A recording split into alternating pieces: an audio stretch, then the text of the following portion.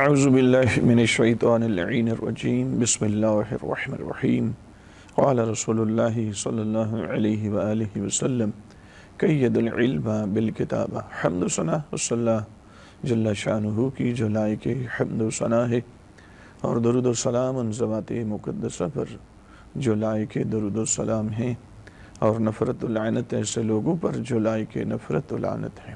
سنتی پورے امت مسلمہ کا اتفاق ہے، پیغمبر نے سنت لکھنے پہ پابندی لگائی ہے، مت لکھو سنت۔ جب پیغمبر نے خود پابندی لگائی ہے، سنت کہاں تھے؟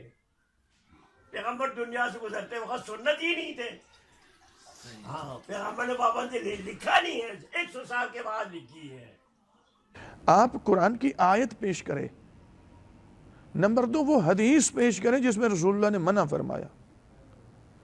تیسرا جو اہل سنت اور اہل تشیع کا اتفاق ہے، میں ابھی آپ کی خدمت میں، مومنین کی خدمت میں پیش کرتا ہوں کہ اہل تسنن کا بھی اس پر کوئی اتفاق نہیں، یہ بھی جھوٹ ہے۔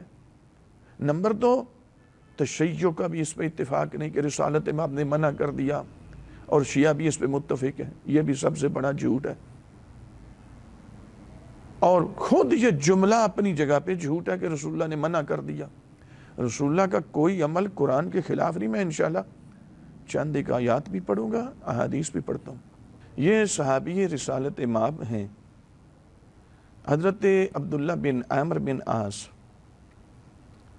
وہ کہتے ہیں کہ میں رسالت امام کی احادیث کو لکھتا تھا، مجھے کسی نے کہا کہ آپ نہ لکھا کریں، رسالت امام کبھی غصے کی حالت میں ہوتے ہیں، کسی پر ناراضگی کا اظہار کر رہے ہوتے ہیں، کسی پر راضی ہوتے ہیں، یعنی مختلف کیفیات۔ جس نے بھی کہا، عبداللہ بن عامر بن عاص کہتے ہیں کہ میں نے لکھنا چھوڑ دیا، اور میں نے رسالت امام صلی اللہ علیہ وآلہ وسلم سے یہ میں نے بیان کیا کہ آقا دو جہان، میں آپ کی ہر حدیث لکھتا تھا، لیکن مجھے یہ کہا کہ اللہ، تو میں نے لکھنا چھوڑ دیا۔ تو سرکار رسالت امام نے مجھے فرمایا، اکتب فوالذی نفسی بیدہ ما خرج منہ الا حق۔ فرمایا تو لکھ، میں تجھے حکم دیتا ہوں، اکتب فعل امر ہے، میں تجھے حکم دیتا ہوں تو لکھ۔ مجھے اس ذات کی قسم جس کے قبضہ قدرت میں محمد مصطفیٰ کی جان ہے، اس زبان اطہر سے وہی نکلتا ہے جو حق ہے، غیر حق اس زبان سے، یعنی میں کسی بھی کیفیت میں ہوں، غضب و غصے کی حالت میں ہوں، خوشی کی حالت میں، ناراضگی، کسی بھی حالت میں، بیماری کی حالت میں، اس زبان اطہر سے سوائے حق کے اور کچھ نہیں نکلتا۔ سنن ابی داؤد حدیث نمبر 3646، مسند احمد حدیث نمبر 6509، دارمی کے اندر حدیث نمبر 486۔ اس کے علاوہ اور بہت سارے ریفرنس ہیں، میں نے 3 احادیث کے نمبر بھی بتا دیا، 3 احادیث ریفرنس پیش کیے۔ جناب عبداللہ بن عامر بن عاص کہتے ہیں کہ میں نے لکھنا شروع کیا، اور اس کے بعد آپ دیکھیں کہ وہ جو صحیفہ تیار ہو گیا ان کا، اس کے اندر 1000 سے زائد احادیث رسالت امام موجود تھی۔ اس کے علاوہ صحیح بخاری دیکھیں، آپ کہتے ہیں کہ اہل سنت کا اتفاق ہے اس پہ کہ رسالت امام نے لکھنے سے منع کر دیا تھا۔ اہل سنت نے اپنے مذہب کے خلاف اتفاق کرنا ہے۔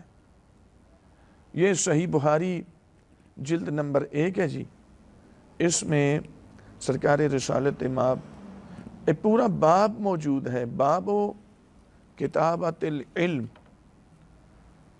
یہ پورا باب موجود ہے، صحیح بخاری ہے، جلد نمبر 1 ہے، باب نمبر 4 ہے، کتاب العلم ہے، کتاب العلم کے اندر باب و کتابت العلم۔ اس میں پہلے نمبر پہ جو حدیث نمبر 111 ہے، طبع بیروت ہے، جناب ابی جحیفہ کہتے ہیں قال قلت لعلی، پوری سند موجود ہے یہاں پہ، میں اختصار کی خاطر اتنا پڑھوں گا۔ قال قلت لعلی هل عندکم کتاب، میں نے امیر المومنین علی سے پوچھا کہ آپ کے پاس کوئی کتاب ہے؟ قال لا الا کتاب اللہ او فہم اعطیہ رجل مسلم او ما فی ہذہ الصحیفہ، فرماتے ہیں نہیں سوائے اللہ کی کتاب کے یا یہ جو صحیفہ موجود ہے یہ۔ قال قلت فما فی ہذہ الصحیفہ، ابی جحیفہ کہتے ہیں کہ میں نے پوچھا کہ یہ جو صحیفہ ہے آپ کے پاس قرآن کے علاوہ ہے یہ کیا ہے؟ قال العقل فقاق الاسیر ولا یقتل مسلم بکافر، یہ حدیث نمبر 111 ہے۔ اسی طرح صحیح بخاری کی جلد نمبر 1 ہے، اس میں حدیث نمبر 1870 ہے، طبع بیروت صفحہ نمبر 460 ہے، جلد نمبر 1 ہے۔ اسی صحیح بخاری میں یہی حدیث 9 مرتبہ آئی ہے۔ یہ حدیث امیر المومنین یعنی امیر المومنین کے پاس ایک صحیفہ ہے، اس صحیفے کے متعلق یہ ہے صحیح بخاری کے اندر، تو یہاں پہ یہ آ گیا کہ صحیفہ تھا۔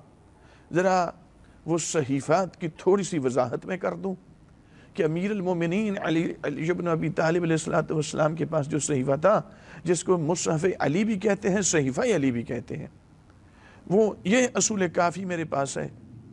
اصول کافی جلد نمبر 1 ہے، باب، اس میں باب ہے، باب فیہ ذکر الصحیفۃ والجفر والجامعۃ ومصحف فاطمہ، اس میں حدیث نمبر 603 ہے کتاب کی، اور اس باب کی حدیث پہلی ہے۔ یہاں پوری سند اس کی موجود ہے۔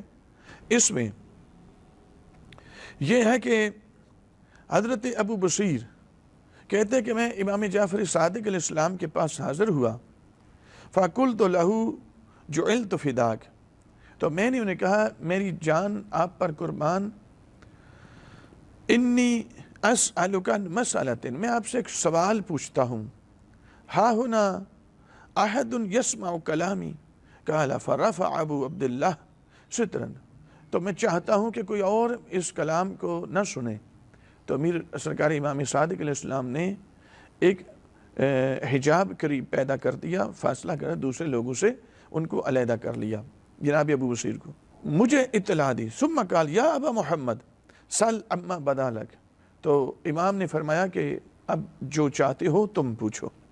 قال قلت جعلت فداک ان شیعتک یتحدثون ان رسول اللہ علم علیا بابا یفتح له منہ الف باب، کہ رسول اللہ صلی اللہ علیہ وآلہ وسلم نے امیر المومنین کو علم عطا کیا اور 1000 باب عطا کیا، اس 1000 باب سے ہر باب سے ہزار باب امیر المومنین نے علم کے کشف کیے۔ ھذا واللہ العلم، میں نے کہا اے ابن رسول اللہ، کیا واقعاً یہ تو بہت بڑا علم ہے؟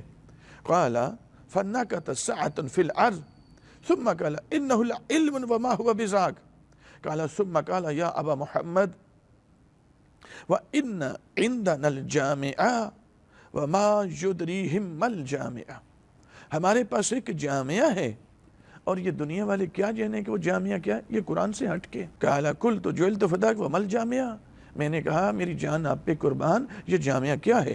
قال صحیفۃ طولها 70 ذراعا بذراع رسول اللہ واملائہ من فلک فیہ وخط علی بجمینہ فیہا کل حلال وحرام وکل شیء یحتاج الناس الیہ حتی العرش فی الخدش، فرماتے وہ کہا کہ میں نے کہا کہ وہ صحیفہ کیا ہے؟ تو امام صادق علیہ السلام نے فرمایا یہ رسول اللہ صلی اللہ علیہ وسلم نے خود امیر المومنین کو املا کروایا ہے، اور امیر المومنین نے اپنے دست مبارک سے اس کو لکھا ہوا ہے، اور اس صحیفے کے اندر ہر حلال اور ہر حرام کا تذکرہ ہے، یہ تو رسول اللہ نے خود لکھوایا ہے۔ صحیح بخاری کتاب العلم جلد نمبر 1 باب و کتابت العلم، اس کے اندر ذرا دیکھیں حدیث نمبر 112، یہ 3 مرتبہ یہ حدیث صحیح بخاری میں نقل ہوئی ہے، ایک دفعہ نہیں آئی۔ اس میں یہ ہے کہ سرکار رسالت مآب صلی اللہ علیہ وآلہ وسلم کے پاس ایک شخص آیا، فجاء رجل من اہل الیمن، یمن کا رہنے والا تھا، وہ آیا سرکار رسالت مآب کے پاس، فقال اکتب لی یا رسول اللہ، سرکار رسالت مآب نے ایک خطبہ دیا اس سے پہلے، یہ اس میں موجود ہے، یہ آگے پچھلے جملے موجود ہیں، میں پورا نہیں پڑھ رہا. تو اس نے کہا یا رسول اللہ میرے لیے یہ لکھ دیں. فقال اکتبوا لأبی فلاں، تو سرکار رسالت مآب نے فرمایا اس ابی فلاں یعنی ابی شاد کے لیے یہ لکھ دو. فقال رجل من قریش، تو قریش میں سے ایک مرد نے کہا کہ یا رسول اللہ اس کو لکھ دیں تاکہ ہمارے لیے بھی ذخیرہ بن جائے، اس کے لیے بھی ذخیرہ بن جائے. قال ابو عبداللہ یقاد بالفاف فقیل لأبی عبداللہ ای شیء کتب لہ، تو ابو عبداللہ سے کہا گیا کہ کون سی چیز تھی جو اس میں لکھی گئی اس صحیفے میں. قال کتب لہ ہذہ الخطبہ، یہ جو رسالت مآب نے خطبہ دیا تھا نا یہ لکھا گیا. تو رسالت مآب کے تو حکم سے وہ خود لکھا گیا، رسول اللہ کا خطبہ لکھا گیا. اگر رسالت مآب نے منع فرما دیا تھا تو رسالت مآب لکھ کیوں رہے ہیں؟ خود حکم کیوں دے رہے ہیں لکھنے کا؟ رسالت مآب کے قول اور فعل میں تضاد نہیں ہو سکتا. اس کے علاوہ اسی صحیح بخاری میں تبع بیروت کتاب العلم حدیث نمبر 113 ہے. اس کے اندر ذرا دیکھیں، حضرت ابو ہریرہ کہتے ہیں ما من اصحاب النبی احد اکثر حدیثا عنہ منی الا ما کان من عبداللہ بن عامر فإنه كان يكتب ولا اکتب. حضرت ابو ہریرہ کہتے ہیں کہ رسالت مآب کے اصحاب میں سے مجھ سے کسی کے پاس بھی زیادہ احادیث نہیں ہے، لیکن سوائے جناب عبداللہ بن عامر بن عاص کے. کیوں؟ فَإِنَّهُ كَانَ يَكْتُبُ وَلَا أَكْتُبُ، کیونکہ وہ رسول اللہ صلی اللہ علیہ وسلم کی حدیث کو لکھتے تھے اور میں لکھتا نہیں تھا. یہ حدیث صحیح بخاری میں موجود ہے. چلیں اس سے بڑھ کر آپ آگے آ جائیں. شیعہ کے نزدیک مثلا کتاب سلیم ابن قیس، جناب سلیم ابن قیس 76 ہجری میں ان کی رحلت ہوئی ہے. اس سے پہلے یہ کتاب لکھی گئی تھی. صحیفہ امیر المومنین علیہ السلام رسول اللہ نے اپنے دست مبارک سے لکھوایا تھا. ٹھیک، اس سے آگے بڑھیں کہ خود سرکار رسالت مآب صلی اللہ علیہ وآلہ وسلم نے آخری وقت میں کاغذ قلم مانگا تھا، جس کو علمیہ کرتاس کہتے ہیں. ائتونی بکتاب اکتب لکم کتابا لن تضلوا بعدی ابدا، مجھے لاؤ کاغذ قلم دو، میں لکھ دیتا ہوں تجھے، اس کے بعد میں گارنٹی دیتا ہوں تم کبھی گمراہ نہیں ہوگے اگر تم نے اس سے تمسک کر لیا. صرف صحیح بخاری کے اندر یہ حدیث 7 مرتبہ آئی ہے. صحیح بخاری حدیث نمبر 114، کتاب العلم باب و کتابت العلم تبع بیروت صفحہ نمبر 38. یہ ایک دفعہ 6 مرتبہ صحیح بخاری میں، سیاہ ستہ میں 36 سے زائد مرتبہ.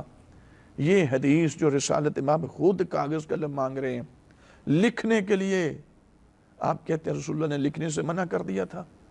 اب آئیں، یہ جو سرکار رسالت مآب صلی اللہ علیہ وآلہ وسلم نے لکھنے کے لیے کاغذ قلم مانگا، خود لکھنا چاہتے ہیں. تو کوئی کہتا نا کہ جناب کل تک تو خود منع کرتے رہے، آج آپ خود ہی لکھنا چاہ رہے ہیں، تو اس میں اور اس میں تضاد آ جاتا ہے. تو یہ تو کہہ دینا چاہیے تھا، کسی نے نہیں کہا.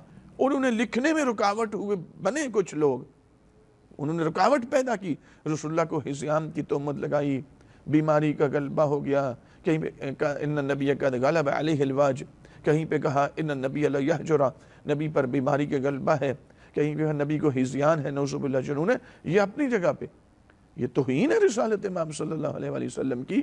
لیکن آئیں، رسالت مآب تو خود آخری وقت بھی لکھنا چاہ رہے ہیں. اب یہ جو جملے میں نے احادیث پیش کی ہیں، کیا ان کی تائید قرآن کرتا ہے؟ تو قرآن تو جتنی تائید اس کی کرتا ہے اتنی کسی چیز کی کار ہی نہیں رہا. کہ رسول اللہ نے کاغذ قلم مانگا، لکھنا چاہتے تھے، سرکار کو کہا گیا کہ نبی کو ہذیان ہے یعنی جنون ہے. تو خدا نے پوری ترتیب کے ساتھ یہ واقعہ پہلے سے قرآن حکیم میں بیان کر دیا. سورہ نون والقلم قرآن حکیم کا موجود ترتیب کے اعتبار سے 68 نمبر سورہ، اور اس کی پہلی آیات دیکھیں. بسم اللہ الرحمن الرحیم، نون والقلم وما یسطرون ما انت بنعمت ربک بمجنون وان لک لاجرا غیر ممنون وانک لعلی خلق عظیم فستبصر ویبصرون بعیشکم المفتون۔ یہ 6 آیات دیکھیں، خدا کہتا ہے نون، اس کے بعد قلم کی قسم، ان کے لکھنے کی قسم، یہاں تو لکھنے کی قسم کھائی جا رہی ہے، خداوند قدوس قسم کھا رہا ہے، اور قسم کھا کے آگے کہہ رہا ہے ما انت بنعمت ربک بمجنون۔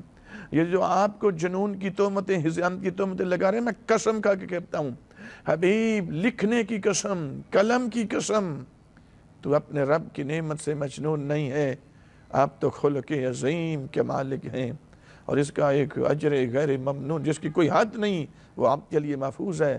فَسَتُبْصِرُوا وَيُبْصِرُونَ بِعَيْشِكُمُ الْمَفْتُونَ۔ میرا حبیب ان قریب آپ بھی دیکھیں گے، اور یہ بھی تو آج تمہیں جو مجنون کہہ رہے ہیں، تو ان قریب آپ بھی دیکھیں گے، اور یہ بھی تم میں سے پاگل کون ہے۔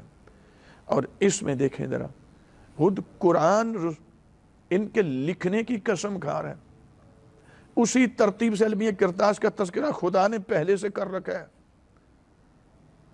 رسول اللہ قرآن کے خلاف جا سکتے ہیں؟